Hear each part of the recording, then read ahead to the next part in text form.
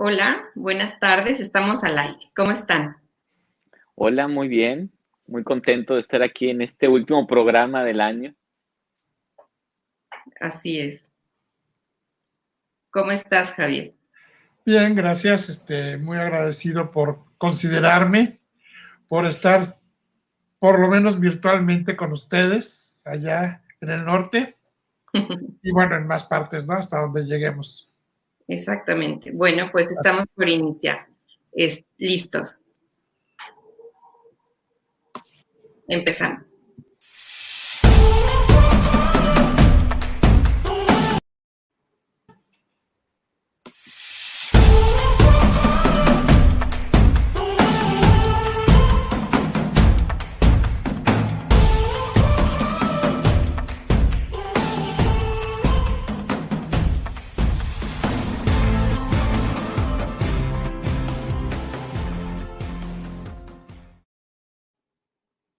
Esta es una transmisión de Cipre Live. Todas nuestras transmisiones tienen el fin de presentarte ideas, reflexiones y datos desde el psicoanálisis, la práctica clínica y el diálogo de estas con otras disciplinas, con el fin de provocar reflexión, historización, curiosidad por tu mundo interno y sobre los elementos culturales, históricos o sociales que influyen en él. Queremos presentarte el psicoanálisis, la psicoterapia psicoanalítica y lo que estas prácticas visibilizan de cada uno de nosotros y el mundo en que vivimos. Estamos por iniciar nuestra transmisión Diversidad Sexual y en esta vamos a estar explorando el tema las raíces de la discriminación, cómo todos estos elementos sociales, culturales e históricos están influyendo y han influido en quiénes somos y en la construcción, en cómo nos pensamos y nos relacionamos con los demás.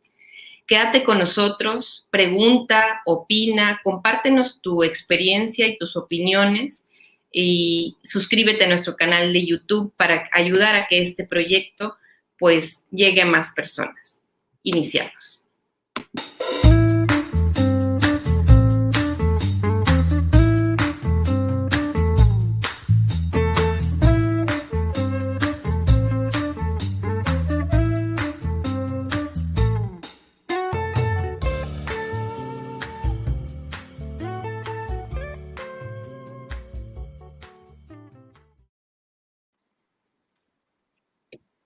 Pues Paco, tenemos un invitado especial el día de hoy. Platícanos un poco quién es Javier Lizárraga y por qué consideraste que él fuese un invitado que nos pudiera ayudar con el tema las raíces de la discriminación.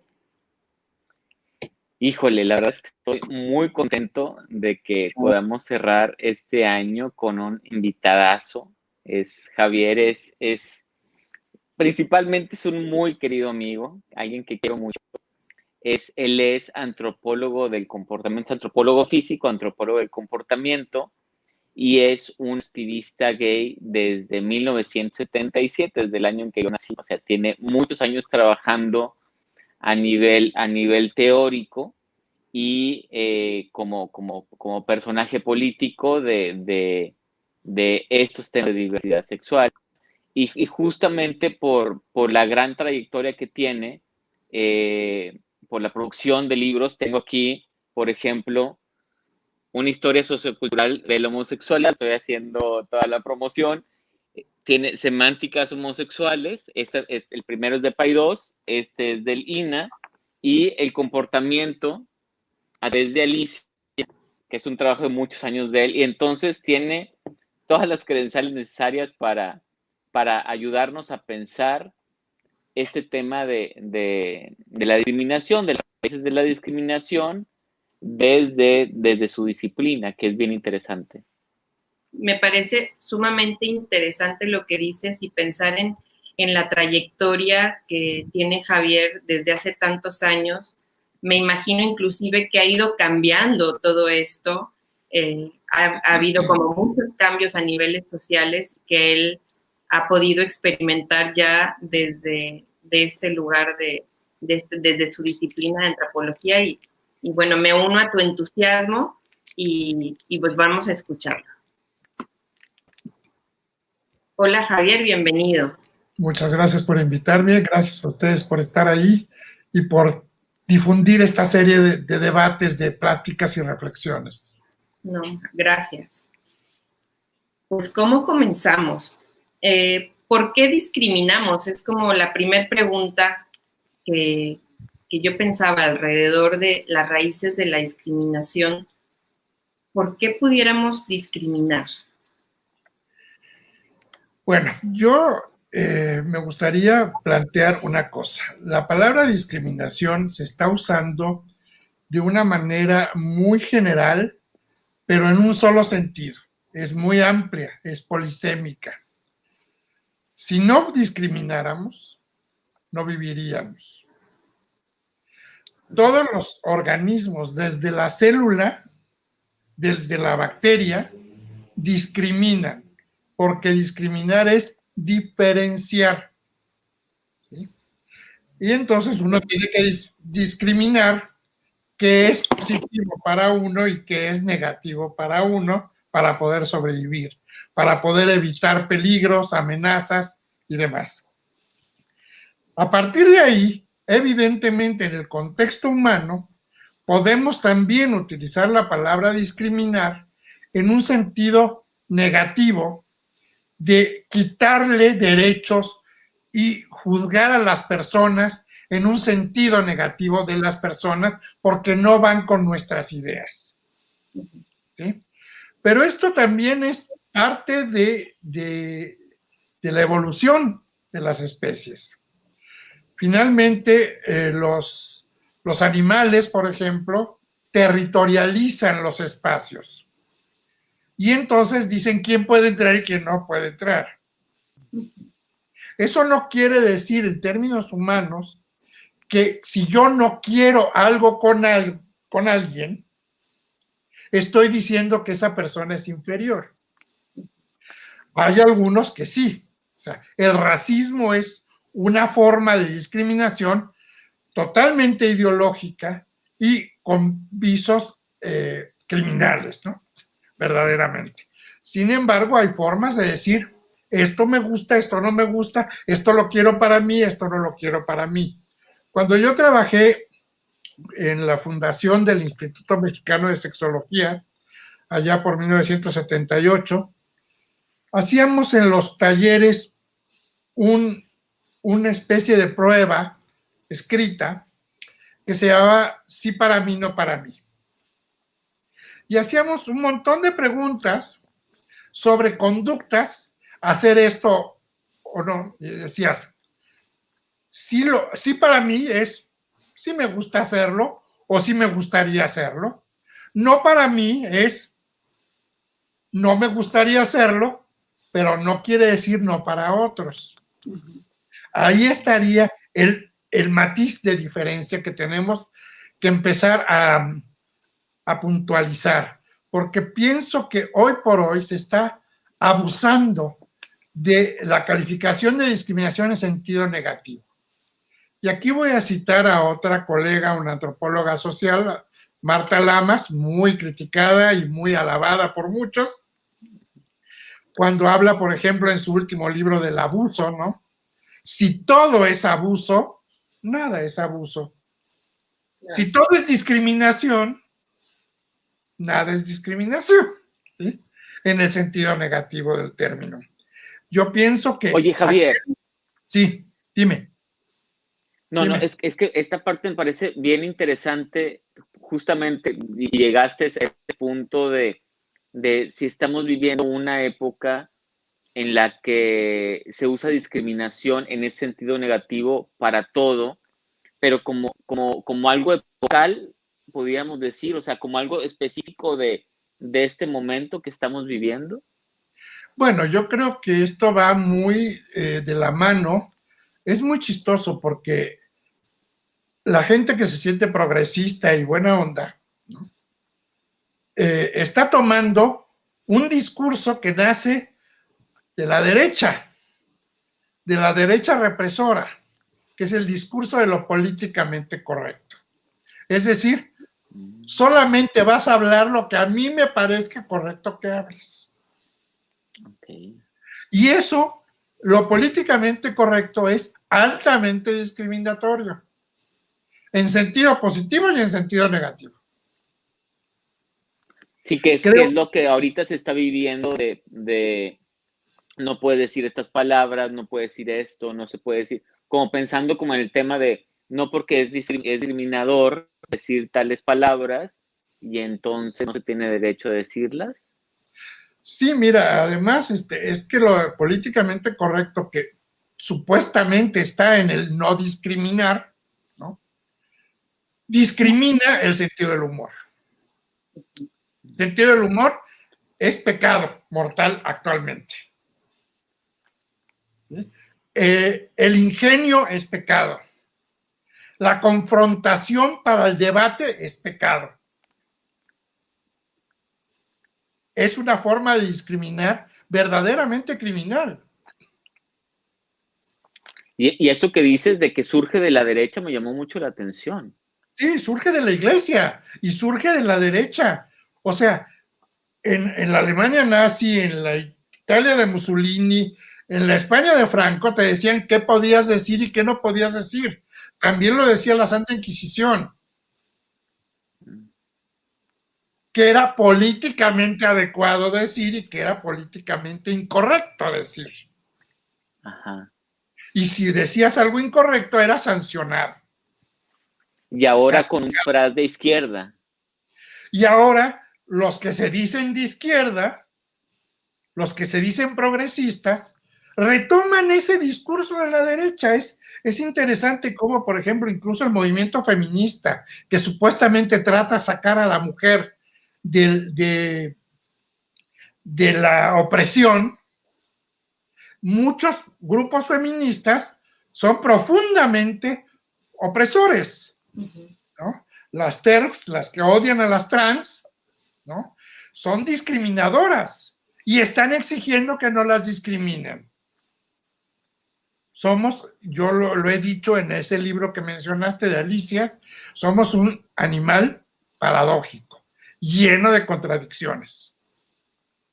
Y tenemos que reconocer las contradicciones, no las podemos evitar, pero sí podemos reconocerlas y entonces asumirlas y aclararlas.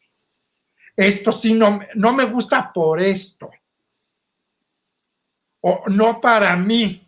Exacto. Tú, con tu cuerpo, con tu vida, haz lo que quieras, siempre y cuando no afectes necesariamente a otros en términos negativos. Siempre los vas a afectar. Para no afectar a alguien, uno tiene que dejar de existir. Oye, esto es un poco como... Esto es un poco como me hizo recordar a todo esto que pasó con el movimiento Me Too, que luego para las francesas era como, ¿de qué están hablando? O sea, ¿por qué las gringas son tan mochas? O sea, ¿por qué son, no? O sea, como una concepción distinta pues no suena muy de izquierda eso, ¿no? Bueno, de hecho, justamente la gran Marta Lamas fue sancionada, criticada y casi asesinada ideológicamente por muchas feministas porque dijo, a ver, yo creo que el Me Too, el origen del Me Too, el denunciar el abuso, el acoso, la violación, me parece perfecto, pero se está abusando de ello. Y las francesas tienen razón. Una parte del movimiento feminista era alcanzar la libertad, y la libertad implica riesgos, no protección. Ese es uno de los grandes problemas, por ejemplo, de las nuevas generaciones. Estamos generando generaciones de cristal, que no les puedes tocar porque se rompen. No saben procesar la frustración, porque no les enseñamos estrategias de vida. No les enseñamos a ser libres. Ser libres implica riesgos. ¿No quieren tener riesgos? Muéranse. Es la única forma de no correr riesgos. Pues sí. Sé que soy un poquito drástico para algunos, pero sí, o sea, si voy siguiendo, o sea, la cuestión de que necesitamos discriminar como, pues es que es parte de, ¿no? Protegernos y demás. Y que hay que diferenciar el que yo discrimine, qué es lo que yo quiero para mí y qué es lo que no quiero para mí, es una cosa necesaria para mi propia identidad, ¿no? O sea, yo soy yo a partir de que no soy Paco y que no soy Javier, ¿no? Exactamente. Entonces, yo necesito como discriminar quién soy, qué me gusta, qué no me gusta para mí y qué es lo que no. Pero donde se vuelve una cuestión compleja es cuando yo al momento de pensar que esto es lo que yo quiero para mí y esto es lo que no quiero para mí y se lo quiero imponer a los demás, ¿no? Exacto. O sea, como yo quiero esto para mí, tú también tendrías que quererlo o tú también tendrías que desearlo. Ahí es donde estamos empezando a atropellar al otro, ¿no? Exactamente. O sea, cada uno de nosotros a la hora de discriminar y a la hora de vivir, vamos diciendo, para mí esto es bueno, para mí esto es malo, para mí esto es indiferente. Pero que yo obligue a otros a vivir en función de mis valores, esa es la discriminación negativa, Claro. socialmente inaceptable. No hay peor cosa, a mí muchas veces me dicen, es que tú odias, quién sabe qué. No, no odio. Para que yo odie, se necesita que hagan muchas cosas. Creo que más doloroso que el odio es la indiferencia. Claro. ¿Sí? O sea, el ser indiferente, una cosa es, yo puedo pasar sin ti, tú sin mí, y tan tranquilos, y otra cosa es, me resultas tan poco valioso que ni te tomo en cuenta de que existes. Ese es el otro lado negativo de la indiferencia, que es parte de la discriminación negativa.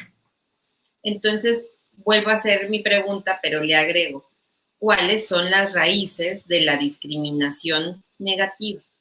O sea, ¿por qué tendemos a imponer mi discriminación individual y querérsela imponer como una forma correcta para todos? O sea, ¿qué es lo que antropológicamente o socialmente tú has visto o cómo tú lo vas entendiendo? Mira, muy probablemente las manifestaciones más fuertes, más extremas de este tipo de discriminación negativa, de imposición de opiniones y actitudes, en la especie humana surgen a partir de que dejamos de ser cazadores-recolectores y constituimos ciudades-estado. A partir de que existe la ciudad-estado, tienes que encontrar enemigos, dentro o fuera de tu territorio. Generalmente hay enemigos afuera, todos aquellos que te pueden quitar el espacio, pero también vas a encontrar enemigos dentro. Y esto lo vamos a ver muy claramente en todos los estados dictatoriales. Los comunistas eran el coco para los norteamericanos durante la Guerra Fría. Hitler encontró que todas las maldades venían de los judíos, igual Stalin. Oye, Franco, Javier, de los masones. Estoy entendiendo, no es que fueran enemigos, sino que se tenían que construir como enemigos, ¿verdad? Así es. Okay. Mira, por ejemplo, ahora lo hemos visto con esta moda que hay, políticamente correcta, en mi opinión, abominable, de empezar a tirar todos los monumentos de Cristóbal Colón. Porque hubiéramos sido más felices, no hubiéramos sido, punto. Si Colón no llega a América, ninguno de nosotros estaríamos aquí. Claro. La historia hubiera sido muy distinta. Pero no sé qué opines, pero o sea, más o menos lo entiendo pasamos de recolectores a hacernos ciudades, estado y demás.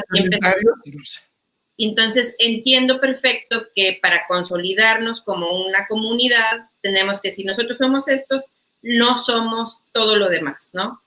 Pero lo que me hiciste pensar inmediatamente fue lo complejo de esto en la globalización o en la comunicación por el Internet, porque ya no es una barrera territorial, o sea, ya no es, nosotros somos estos y esos, los que están a partir de esta frontera para allá es lo que no somos, porque... Pero sí son barreras territoriales, de todas maneras. Si yo tengo mi muro en Facebook, es mi territorio y no tienes derecho a escribir lo que yo no quiera que escribas. Ya. Mi territorio. También hay territorios virtuales. El cielo, el infierno, el purgatorio. Son lugares, o los no lugares. A eso yo les llamo no lugares, no lo que le llama Margot Oye, sino a eso les llamo los no lugares, pero son territorializados. También territorializamos nuestro cuerpo.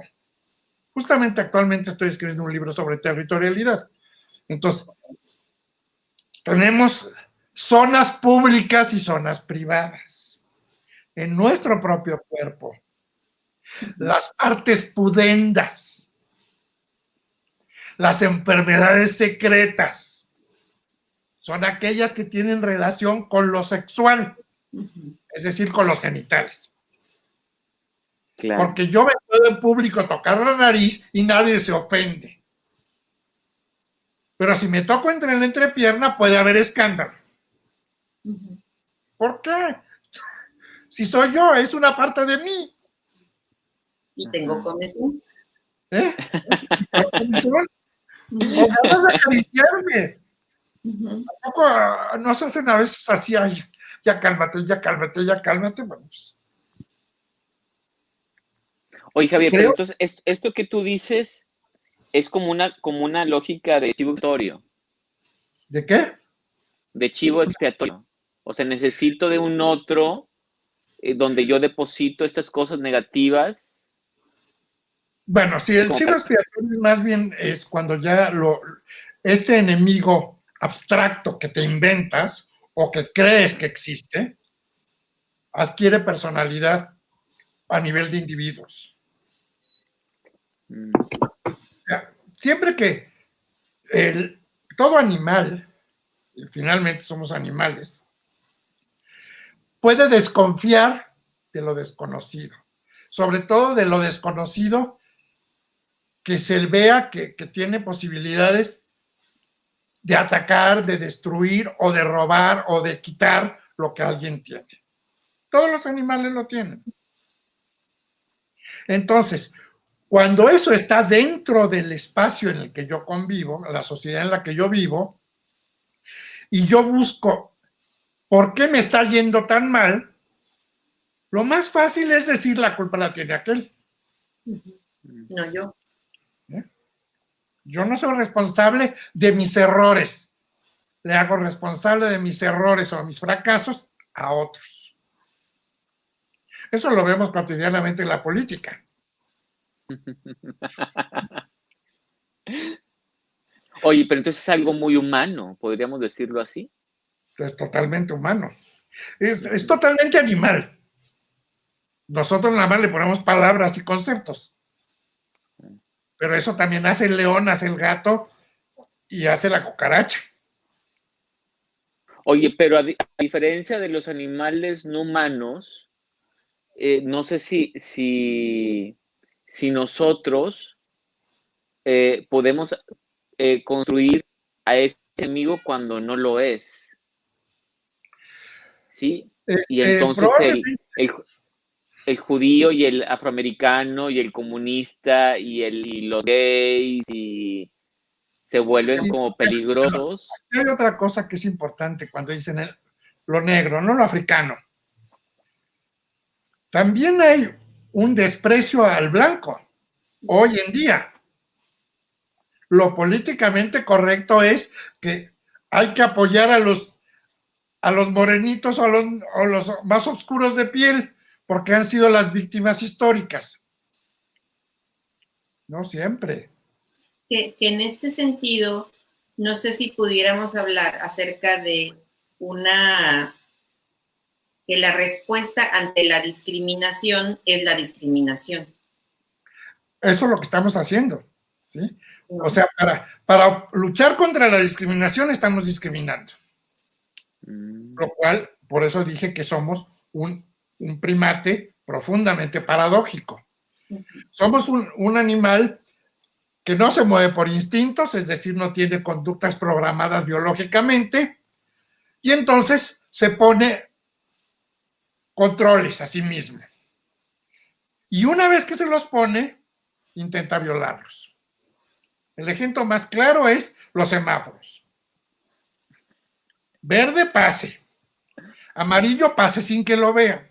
Pase con cuidado. Y rojo, pase sin que lo vean. O sea, el alto ya valió gorro. No lo pasamos por alto. No lo pasamos por alto. O sea, inventamos reglas, se dice, echar la ley, echar la trampa. ¿Para qué hacemos la ley? Supuestamente para llevarnos en armonía. Si hacemos la trampa es porque queremos romper la armonía. Sí. Porque no hay cosa más importante en este planeta, y les tengo malas noticias a ustedes. El ser más importante de este planeta soy yo. Ah, no. Soy yo. Porque justamente lo que estabas diciendo lo pensaba como, quiero romper esa armonía yo, nada más yo. El del semáforo, nada más yo puedo, no los demás, porque no me van a chocar. Sí, claro. No, o sea, es lo que dices. Mira, eso es otra característica desde las bacterias. El ser vivo es, por definición, egocéntrico.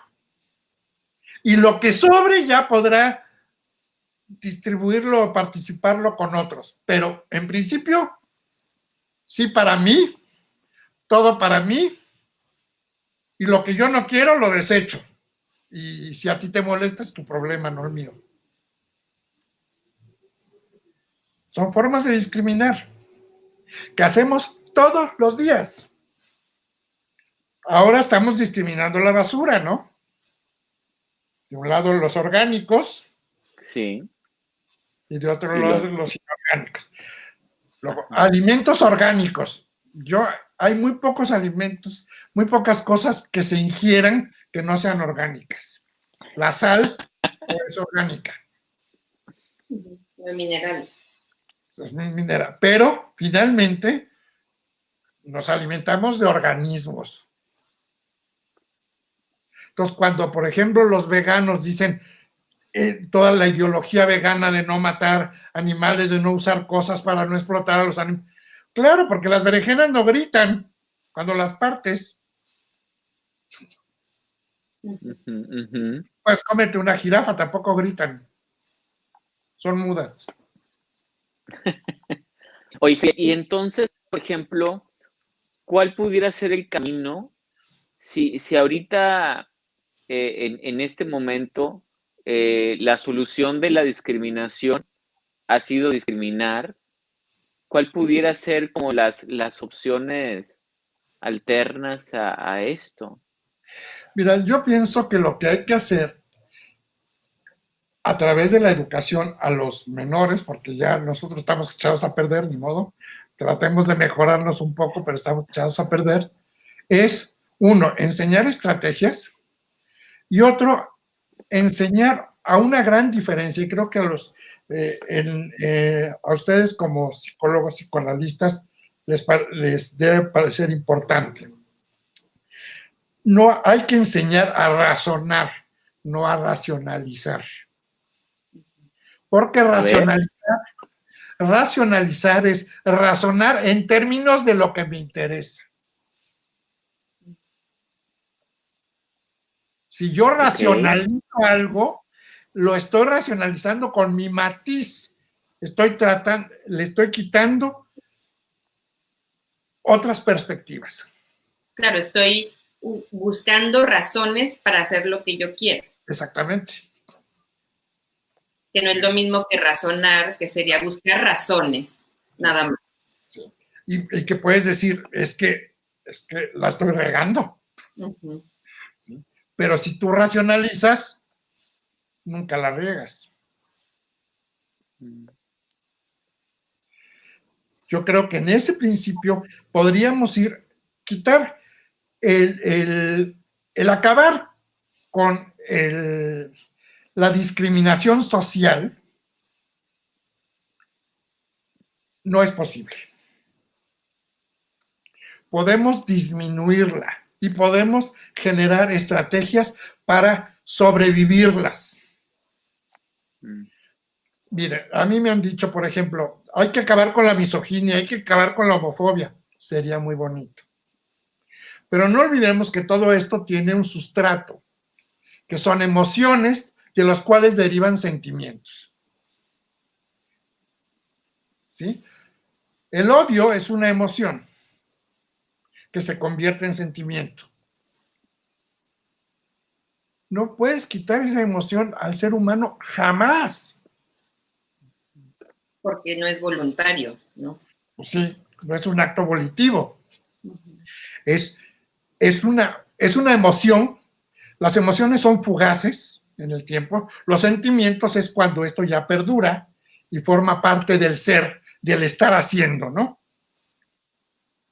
Y contienen odios, desprecios, todas las emociones son necesarias para vivir. Como la agresión, digamos. ¿Eh? Como la agresión. No, la agresión no es una emoción. La agresividad es un complejo comportamental mucho más amplio que implica muchísimas cosas, porque agresión es otra palabra que está también utilizada igual que discriminación en un sentido muy limitado a lo negativo. Ajá, sí, sí. Pero agresividad significa acometer, hacer. Si le quitas la agresividad al individuo, se queda inmóvil. No hace. No hace. Ahora, ¿cuál es la intención de hacer? ¿Para qué haces? ¿Cómo lo haces? ¿Cuándo lo haces? ¿Con quién lo haces y por qué lo haces? Esos son los matices que tenemos que estudiar con detenimiento. Y no siempre es lo mismo. Porque, por ejemplo, puedes decir, fulanito es un misógino, pero no desprecia ni odia a todas las mujeres. O no todo el tiempo. ¿Eh? Uh-huh. Puede amar a su mamá. O a su hija. A su hija. Y entonces hay esta serie de... Todas estas palabras las usamos con demasiada ligereza. Obviamente tampoco podemos estar pensando en todos los detalles en el momento en que vamos viviendo, pero a la hora de fabricar un discurso social y político, es importante precisar detalles. En general, la inmensa mayoría de los términos, de las nociones, de los conceptos, son polisémicos, tienen más de un significado. Si tú ves el María Moliner, el diccionario de María Moliner o el de la Real Academia, vas a ver que la inmensa mayoría de las palabras tienen un montón de acepciones diferentes y que estas han ido cambiando a lo largo de la historia. Uh-huh. Y que incluso, por ejemplo, hay nociones que solamente existen en un idioma y no en otro. Uh-huh. Cuando a mí me dicen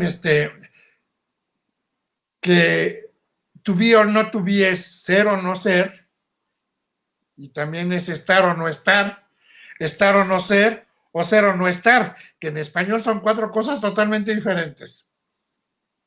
Uh-huh. Regresándonos un poco a la propia palabra de discriminación y cómo hablas acerca de que ahora en pro de no discriminar ya hicimos políticamente incorrecto un montón de cosas que nos limitan, que es como ahí una paradoja, un absurdo.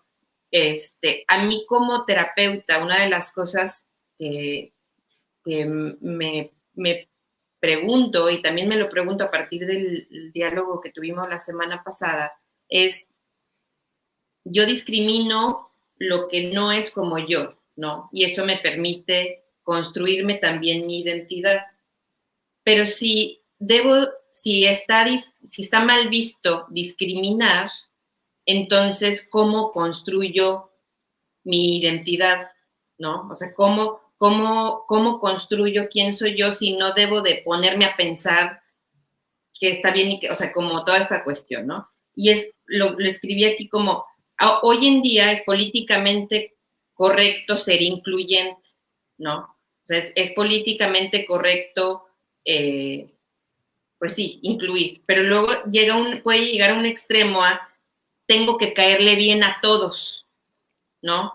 Y todos me tienen, o me tienen que caer bien todos. O me tienen que caer bien todos, o sea, y dices que en la misma línea que tú no lo compartías, es como si no le cayera bien a nadie y como si no me cayera bien nadie.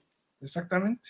¿No? Entonces es como, no sé, se me hace como una idea muy compleja en cuanto a mi identidad y cómo me construyo como persona y cómo construyo mis lazos íntimos también. Sí, es que si quitamos todo lo que discriminamos, dejamos de ser personas. Somos una masa amorfa, como una neblina. Sin matices.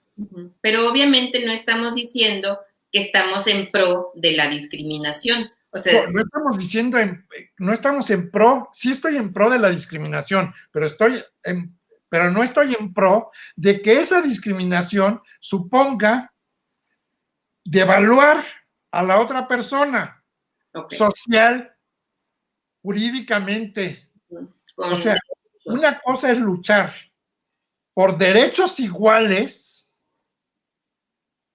y otra cosa es decir, me tienen que gustar todos. Oye, Javier, no sé si un matiz sería el decir, no me cae bien esta persona, no me cae bien porque pertenece a cierto grupo. ¿Ese pudiera ser? Si no me cae bien o lo rechazo porque pertenece a tal grupo, antes de considerarlo afinidades o discrepancias con la persona en sí, estamos discriminando a lo tonto.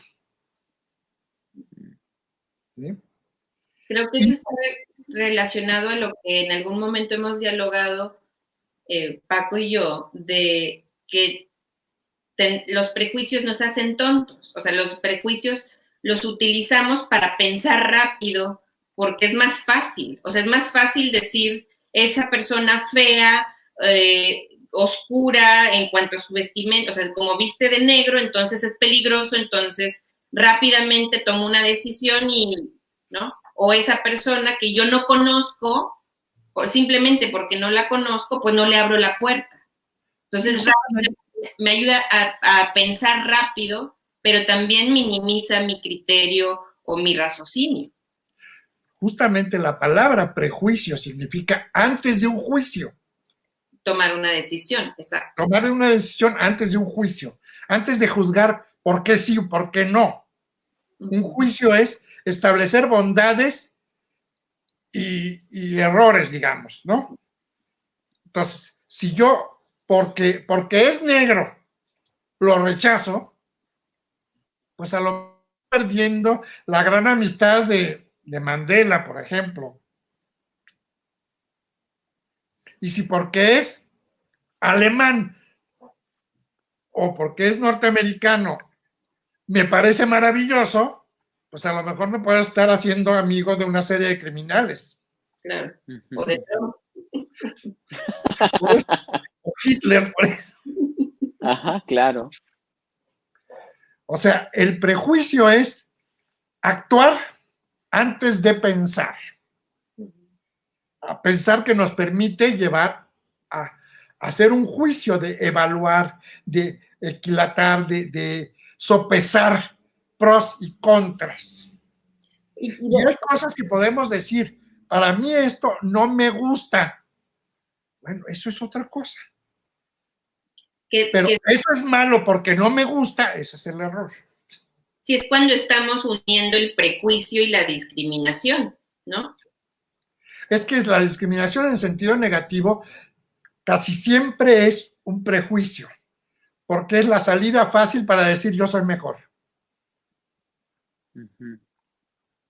Ese elemento a mí me parece como muy valioso, porque en la discriminación, cuando el resultado siempre es que yo soy mejor, está como muy sospechoso, ¿no? O sea, ¿por qué no en la discriminación no salgo yo perdiendo?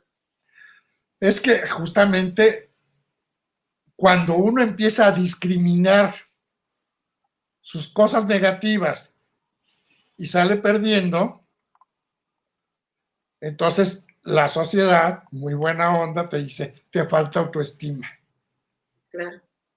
Es candidato al suicidio. Claro. Pues es algo que no se debe de hacer, digamos, como esta imposición social. O sea, uno debe de evaluarse y decir, bueno, a mí no me gusta que tales personas me hagan tal cosa. ¿Por qué las hago yo a otras personas? Eso sí, tenemos que hacerlo. O sea, tenemos que estarnos pensando y evaluando con los mismos parámetros. Pero si decidimos que odio a todos los demás, pues me estoy odiando yo, porque soy un ente social. Oye, Javier, y este odio del que tú hablabas, este odio, no sé, humano, que no se puede quitar, que a lo mejor hasta necesario es, la sociedad ofrece como ciertos grupos para poder, no sé si decir malamente, desplazar ese sentimiento o esa emoción hacia esos grupos. Sí, pero no en la Y sociedad, eso es lo porque que sucede en estas discriminaciones negativas. Son fuerzas con poder político y cultural de influencia dentro de la sociedad, porque sociedad somos todos. Son autoridades. O sea, el Estado, la iglesia. El Estado, el maestro, el cura, la mamá. Tenemos aquí unos saludos. Carla Urriola les manda saludos. Finalmente son los que nos están diciendo. Gracias. Y a Paco Anguiano y Corazoncito. Saludos, Carla. Y besos. Besos, Carla. Entonces te digo, mira.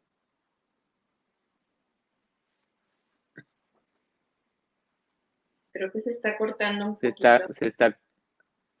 Se está congelando, ¿verdad? Sí. No sé si nos escuchas, Javier.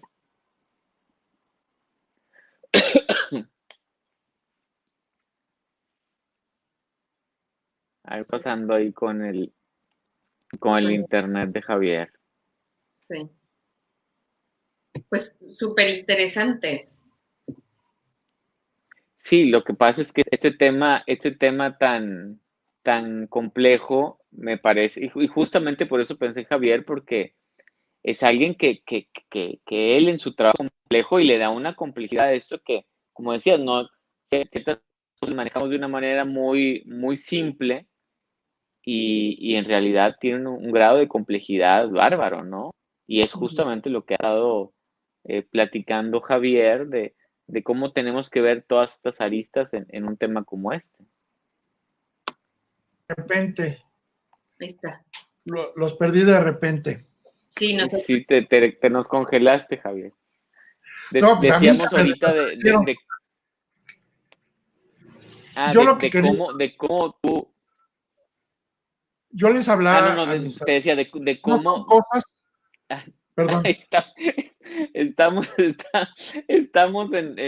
con los tiempos diferidos. Adelante, Javier.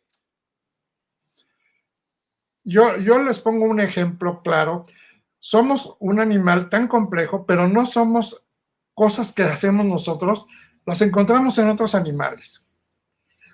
Cuanto más complejo es el comportamiento de un animal, más posibilidades de conductas distintas y enigmáticas surgen. Yo, por ejemplo, se habla mucho ahora de asesinos seriales.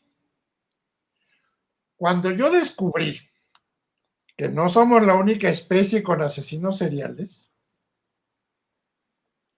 dije, aquí hay otro hilo conductor evolutivo. La única especie en la que yo he constatado por documentos y cosas que he leído son los delfines. De repente hay un individuo delfín de una manada que se dedica a matar gente de su manada. Bueno, gente, delfines. Uno tras otro. Sí. No para comérselo. Por el no placer. ¿Por qué? ¿Quién sabe? Pero son asesinos seriales. Wow. El doctor Luis Guillermo Juárez Martínez manda saludos a todos y comenta: el prejuicio es la base de los paradigmas. Órale. Saludos, Luis Guillermo, un amigo muy querido. Saludos, Luis, pero tendríamos que discutir si... Yo no creo que sea la base, yo creo que sí, muchos prejuicios surgen al establecerse paradigmas, porque cierras otras puertas de pensamiento.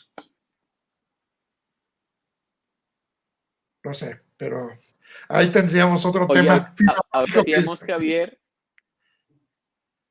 que digo, justamente lo que estamos hablando de la complejidad, de cómo es un tema complejo y apenas alguien como tú, con una complejidad de pensamiento donde va metiendo elementos y no lo simplifica, ¿no? Al contrario, ¿no? Lo complejiza para poder ver todos los elementos que están en juego. Muchos elementos que están en juego. Esas son una de las cosas que algunos me han criticado, ¿no? Yo cuando publiqué el libro ese de Alicia, y me gané el Premio Nacional de Investigación, hubo compañeros en el trabajo que dijeron, yo no sé cómo le dieron el premio a este libro que no lo entiende ni su autor.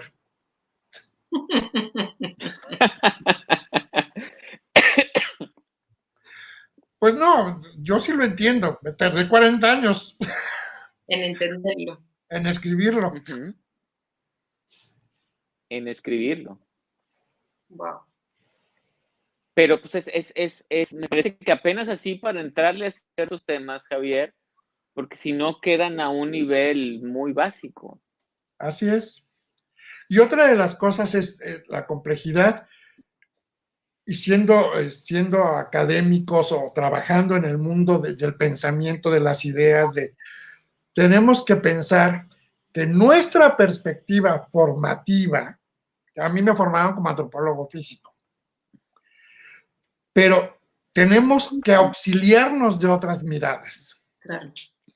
Y no solamente la interdisciplinariedad, implicaría varios de diferentes disciplinas trabajando juntos, sino la transdisciplinidad. Yo mismo, leer de física, leer de biología, leer de psicología, leer de filosofía, leer de economía, leer de política, para que vea yo un montón de cosas donde puedo agarrar argumentos, ideas, planteamientos que a lo mejor desde mi disciplina no los veía. Claro. Tú mencionaste que la esperanza o lo que podríamos llegar a hacer en cuanto a discriminación, tenemos más esperanzas en los niños o en la educación de las nuevas generaciones. ¿Qué es lo que tú propondrías o a las mamás que nos escuchan o que ven este video qué cosas le pudiéramos presentar a los niños o en las escuelas para poder, pues, tener una relación discriminadora o como más sana.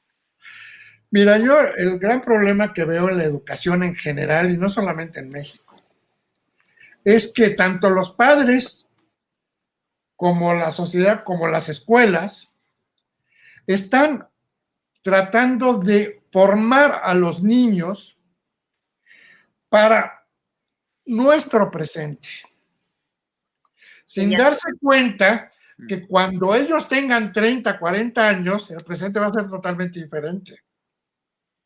Entonces, más que aprenderte cosas de memoria, tenemos que enseñarles a pensar y a generar estrategias mentales, estrategias de acción, para que puedan ellos mismos crear su perspectiva visual y puedan sobrevivir a ideologías nefastas como puede ser el racismo o puede ser la misoginia, puedan defenderse y puedan tomar riesgos. Aquella persona que no toma riesgos es una persona esclava. ¿Sí? Hay que tomar riesgos. La vida es riesgosa. Cuando dicen prácticas de sexo seguro, seguro que no hay sexo. Punto. ¿Para qué ser seguro? No tengas sexo. Vamos, ni la monogamia. Es sin riesgos. Yo pensaba sí, como... porque creo que es... no, adelante, Cristi. No, tú. Bueno, es que pensaba en cómo se pueden ir construyendo como cosas a nivel social para que no haya riesgos, pero es muy diferente a justo lo que estás proponiendo, Javier, de educar para que las nuevas generaciones tengan los recursos, no para anular riesgos, sino para poder construir cosas y poder enfrentarlos, ¿no? Sobrellevar los riesgos. O aprovecharlos. Sí, y no un intento. Ajá, y no un intento imposible tal vez de querer anular y querer negar todo riesgo, ¿no? Esta es la sociedad que lo que estaba diciendo, que estamos generando una generación de cristal que se rompe con cualquier cosa, sí, que es súper dependiente. Yo, por ejemplo, veo personas de 17 años que sus mamás o sus papás todavía los llevan a la escuela y los traen. Es que la ciudad es muy peligrosa, es más que antes. No, es diferentemente peligrosa. Yo, por ejemplo, mi madre jamás supo dónde estaba mi secundaria. Yo me fui a inscribir desde primero de secundaria, me fui a inscribir solito. Mi padre sí conoció la secundaria porque se enteraba de que iba a haber algún evento, concurso de poesía o lo que fuera, y entonces le interesaba ir. Pero yo iba solo a la escuela, regresaba solo, me inscribía solo, nadie me vigilaba si yo hacía las tareas. Y como eso tal vez sería muy mal visto ahorita, ¿no? Sería como interpretado como abandono de los hijos. Qué sé yo, claro. Y eso es lo terrible, estamos generando una sociedad de inútiles porque además, como ya no necesitan la memoria porque tienen, esto te recuerda todo, ¿no? Todo lo que tienes que hacer, te recuerda los números de teléfono.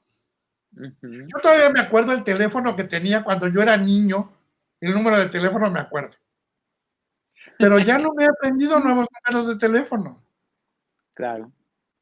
Porque tengo un aparatito que me lo recuerda. Esos aparatos ayudan mucho en la vida, pero pueden ser sumamente peligrosos. Claro. Nos vuelven unos inútiles. Yo me quedaba pensando, regresando a lo de las nuevas generaciones, en cuanto tú nos compartías que hiciste un ejercicio de sí para mí, no para mí, ¿no? Entonces, finalmente yo creo que todos hacemos ese ejercicio, aunque no nos pongan la encuesta, ¿no? Hacemos ese ejercicio sí para mí, no, esto me gusta, esto no me gusta.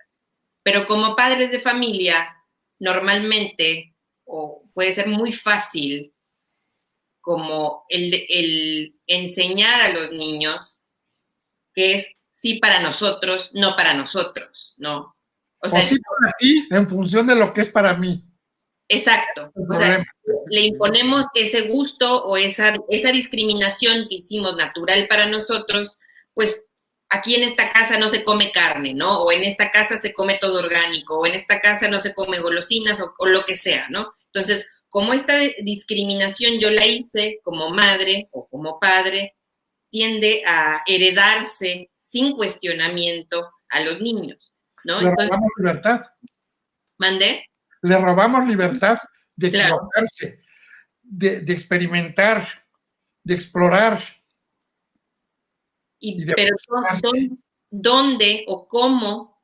Me pregunto, y te pregunto, y también a Paco, ¿dónde está el límite en donde, mira, aquí se hace así, porque esto es para mí, pero yo lo decidí así por esto? O sea, implica todo un ejercicio mayor de reflexión por parte de los padres para explicar al hijo la justificación de la discriminación y abrirse en un diálogo para que el propio chico o niña, ¿no? Porque puede ser desde muy jóvenes, también pueda decir otras razones para discriminar de una manera diferente.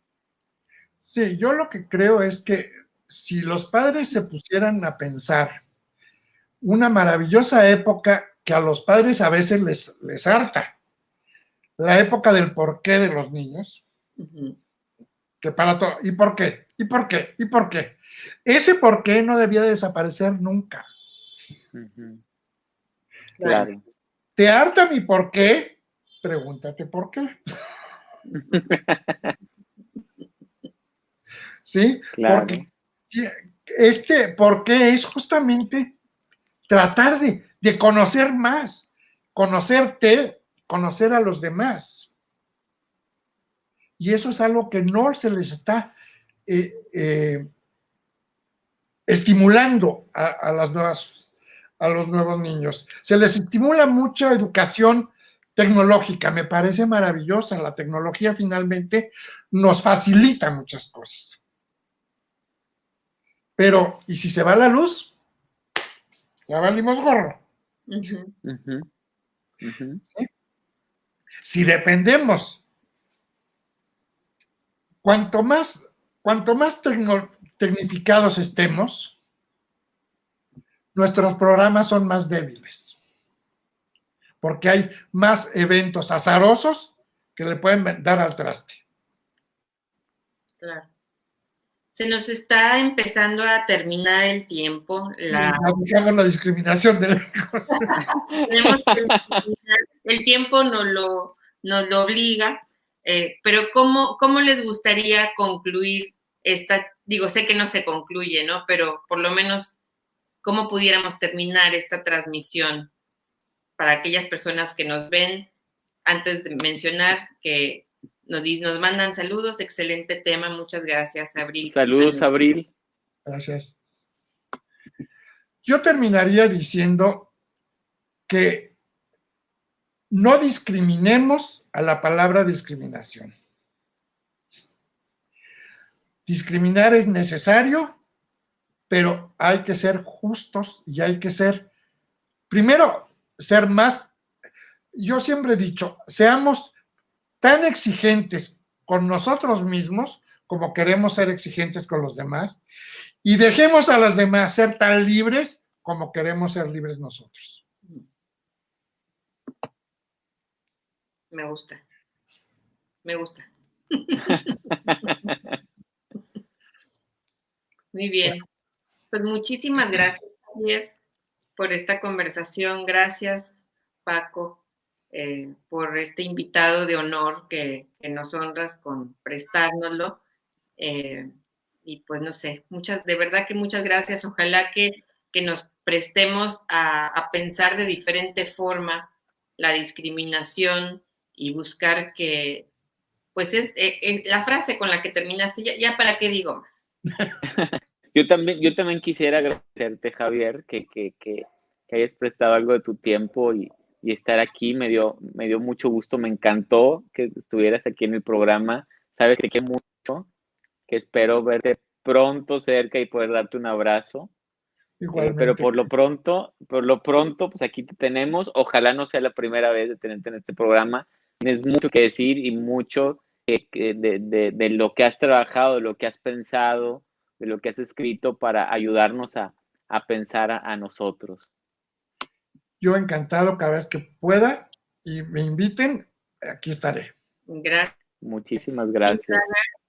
Sin Fraga nos dice muy interesante, súper invitado, saludos. Y Abril nos dice súper frase, Javier, aplausos. Gracias. No, pues, gracias a ustedes. No me quedan, pues felices fiestas, pásenla como puedan, lo mejor posible, recibiendo el afecto virtual o de las personas que pudieran estar cerca y pues cuidándonos todos, que esperemos que esto ya estemos en cuenta regresiva de esta pandemia y pues si no, que se ponga a prueba nuestra resiliencia, ¿verdad? Entonces, felices. Abrazo, y que el año que entra sea menos malo que este. Que venga menos malo, exactamente. Un abrazo a la gente que nos está viendo. Felices fiestas. Felices fiestas. Hasta pronto.